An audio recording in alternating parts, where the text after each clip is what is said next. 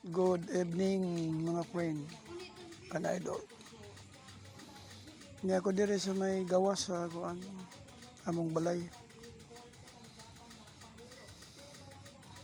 Mga friend atong balikon ba ang panghitabo gabi nga asa na mabilong sa Katalagman, Bagyo. Ang mga pahibalo sa mga reporter nga heavy rainfall. Dili kung kusog kaayo ang hangin. Signal number 1 and signal number 2. Pero ang tubig, grabe yun, heavy rainfall. Pila ka metros daw itong kataason sa tubig. Maong kagabi ang nahitabo. Pagkabuntag ra,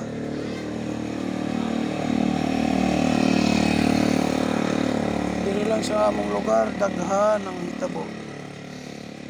Himbaha, kusog ang baha, nang anod ang mga similya. Balay na datugan sa pusti nga kuan, konkreto. Dugmok. Murag duha ka balay ang diha sa kuan, may dayuan. Ang usa gyud dugmok, ang usa di na sa puslan. Paglingi sa dito sa may basakan, lawom sa tubig. Nangasiak ang kuan, nangasiak ang mga gitawag og mga pangpang. Diresod sa sa gamot maupod nangasiak gihapon. Dili kusog kayo ang hangin pero ang rain, heavy rainfall kayo.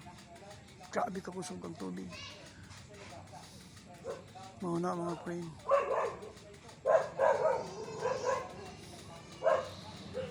Murag ang uban mahadlok nga hingabot nga Katalagman. Pero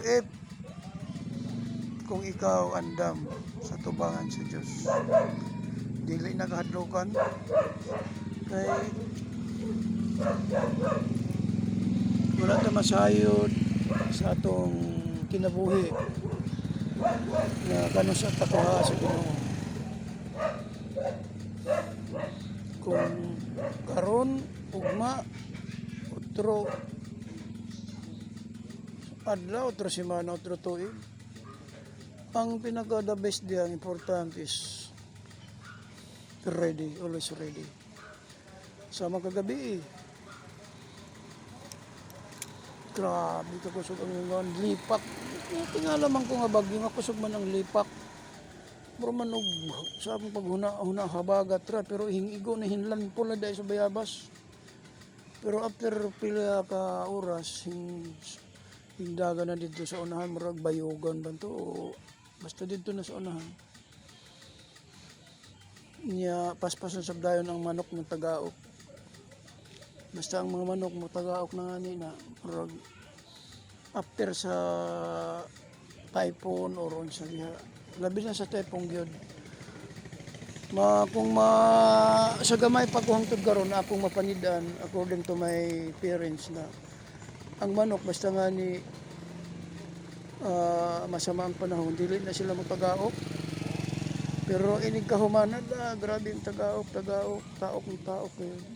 So makadesisyon dayon kay nga wala na tapos na. Tinuod jud inig ka human sa kuan. Grabe ang tagaok sa manok.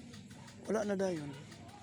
O kanina sa iyo sa buntag, may mata ko mga alas 3. Unya naligo dayon sab ko, naligo ko. Ug kang kawayan dihod to sa akong kuan, yuta nga nabuwal. May among gi pila sa akong pagumangkon pod. Grabe ang katunga sa kawayan, buad gyud. Dito may kuryente. Mayo gani kay ang akong pagumangkon pod, buotan pod. Ingon ko hala, pilahan na kay para na mo magamit. So mao na mga friend. If ever nga dunay mga gitawag og mga Katalagman, andam ta gayud. Di ta mahadlok. Kung nining kagabihon, mag-ingon na lang ko nga God bless us all. And thank you.